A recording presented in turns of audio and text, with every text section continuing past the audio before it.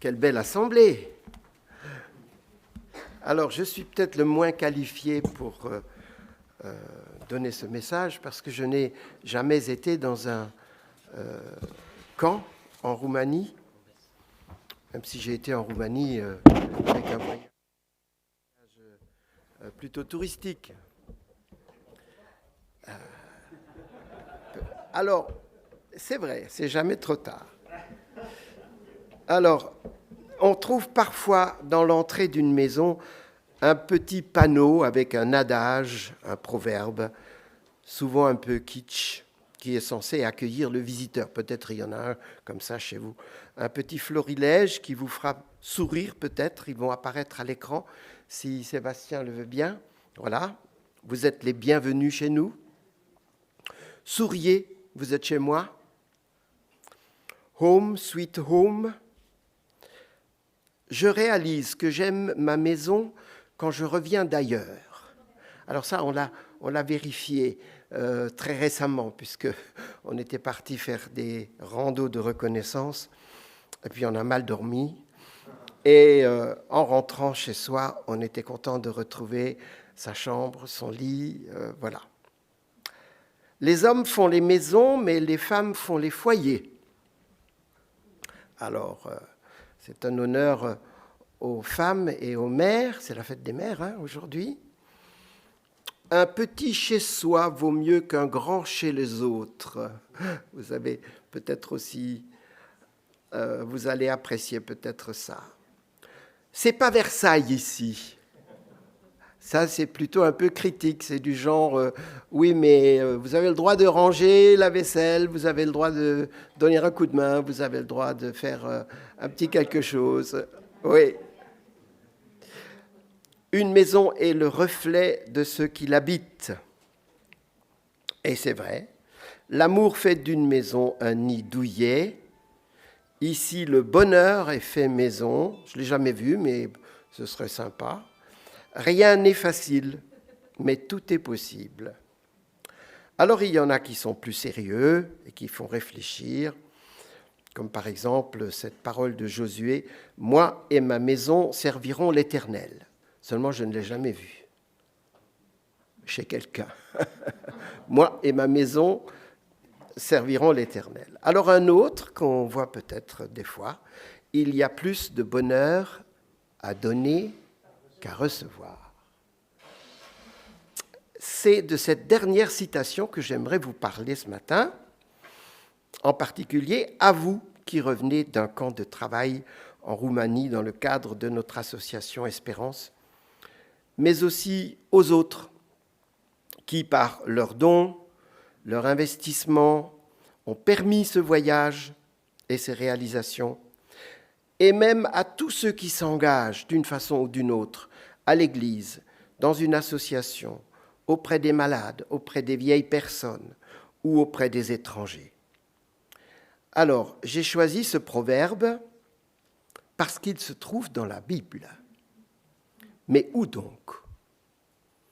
Et qui l'a dit? Je vais vous aider en vous proposant un choix. Les proverbes de Salomon, les psaumes de David, les actes des apôtres, l'évangile de Jean, la deuxième épître aux Corinthiens. Alors, quelqu'un sait?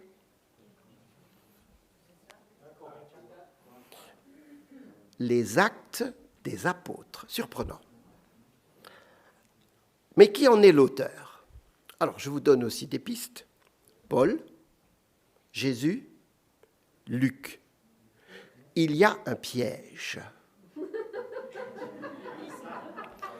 Pardon? Ils ne sont pas deux, ils sont trois. Les trois, parce que Luc est l'écrivain, Paul est le personnage qui dit cette parole et il l'attribue à Jésus. Donc, ce sont les trois qui le disent. Et ça n'est pas dans les évangiles. Et pourtant, Paul dit, et nous allons le lire ensemble, dans Actes 20, au chapitre 20, verset 32. « Et maintenant, il ne me reste plus qu'à vous confier à Dieu et à sa parole de grâce. Il a le pouvoir de vous faire grandir dans la foi et de vous assurer l'héritage qu'il vous réserve avec tous ceux qui lui appartiennent. Je n'ai désiré ni l'argent ni l'or, ni les vêtements de personne. Regardez mes mains, ce sont elles, vous le savez bien, qui ont pourvu à mes besoins et à ceux de mes compagnons. Je vous ai montré partout et toujours qu'il faut travailler ainsi pour aider les pauvres. Souvenons-nous de ce que le Seigneur Jésus lui-même a dit, « Il y a plus de bonheur à donner qu'à recevoir. » Je résume, Paul fait ses adieux aux responsables de l'église d'Éphèse et il leur dit « Je n'ai été à la charge de personne. J'ai travaillé gratuitement pour vous. J'ai travaillé aussi de mes mains pour subvenir à mes besoins. Il était faiseur de tentes. Je vous ai enseigné et formé gratuitement. Faites de même, car il y a plus de bonheur à donner qu'à recevoir. » Alors, dans ma première partie, je vais voir si c'est vrai, cette parole. Est-ce que ça se vérifie dans notre vie? Ce matin, c'est moi qui ai préparé le petit déjeuner parce que je me suis levé le premier. Ça n'est pas toujours comme ça. En règle générale, c'est ma femme qui se lève la première et moi j'arrive quand tout est prêt et je suis bien content de trouver le thé chaud, les aliments disposés sur la table et je profite avec plaisir du travail de ma femme. Pas vous? Et c'est comme cela avec les autres repas aussi. Ah! À Noël, à Pâques, pour la fête des pères, pour la fête des mères, quand nous recevons des invités, j'ai toujours plaisir à recevoir un cadeau, une bonne bouteille, des chocolats, une attention de la part de mon épouse, de nos enfants, de nos amis. C'est normal, c'est naturel. On aime recevoir des cadeaux. Ils sont le témoignage de l'amour, de l'intérêt que l'on vous porte. Mais on aime aussi faire des cadeaux. À ces mêmes occasions, le plaisir est déjà dans la recherche du cadeau original qui va faire plaisir, dans les cachotteries que l'on fait pour faire une vraie surprise, dans le petit mot que l'on écrit pour accompagner le présent.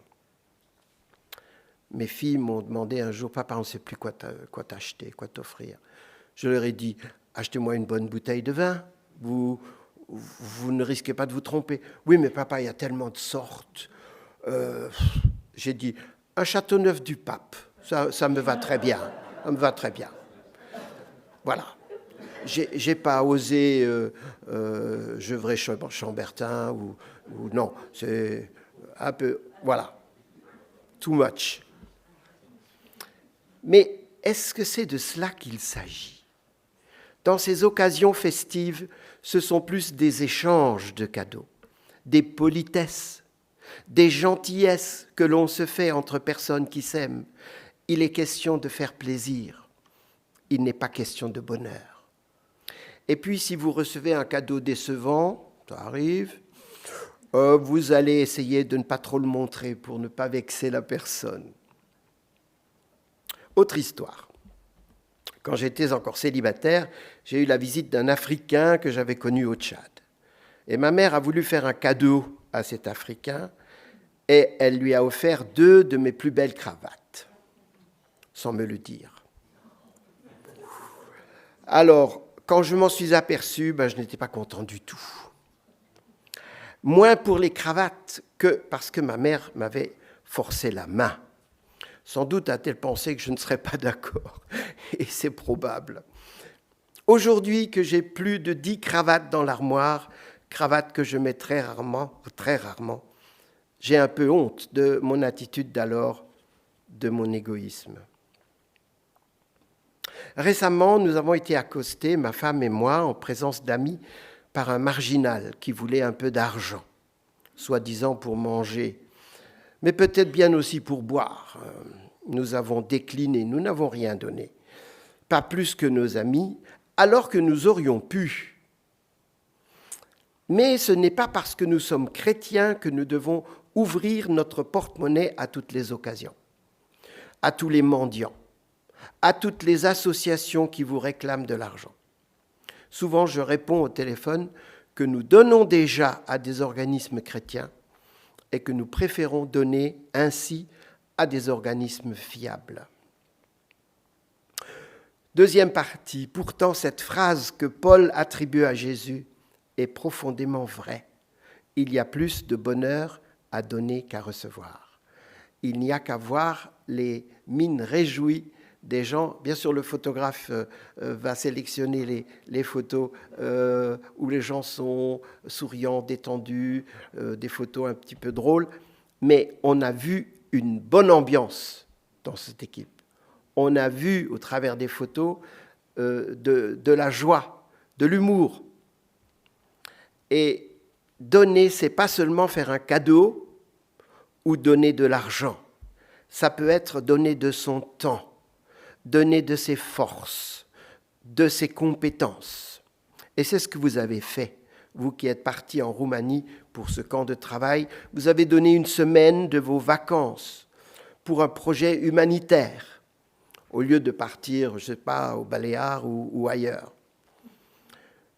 Vous avez donné de vos forces et de vos compétences en réalisant ensemble un projet préparé à l'avance, la restauration de bâtiments qui seront utiles à d'autres.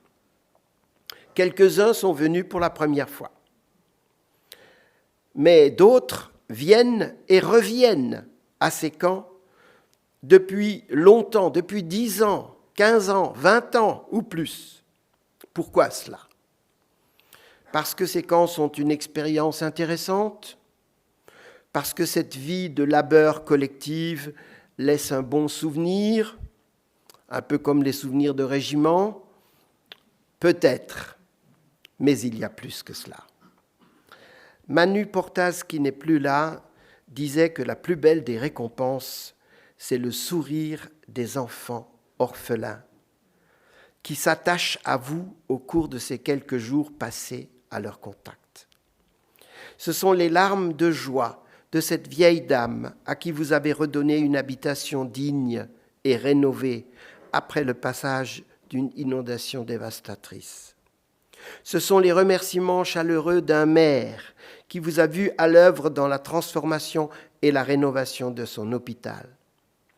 Ce sont les visages rayonnants de joie des gens à qui vous avez permis de vivre mieux dans une maison où l'électricité a été refaite, où les sanitaires sont décents, où la toiture ne fuit plus, où le chauffage est efficace. Vous leur avez rendu non seulement un confort, mais aussi la dignité. Que ce soit dans un village, une ferme, un hôpital, une maison de retraite ou un orphelinat, vous avez changé le quotidien de nombreuses personnes qui attendaient votre venue avec espoir et impatience, qui comptaient sur vous et qui n'auront pas été déçus. Et c'est souvent mieux que ce qu'ils espéraient, c'est plus beau, plus réussi que dans leurs rêves. Et ils vous le disent, et vous pouvez en être légitimement fiers. Même s'ils ne savent pas vous le dire en français ou dans une langue que vous comprenez, leurs yeux pétillants de joie vous le disent. Leurs sourires jusqu'aux oreilles vous font chaud au cœur. Leurs visages rayonnants vous remercient. Vous êtes des héros, j'ose le dire. En tout cas, vous êtes leurs héros. Et ils ne vous oublieront pas de sitôt.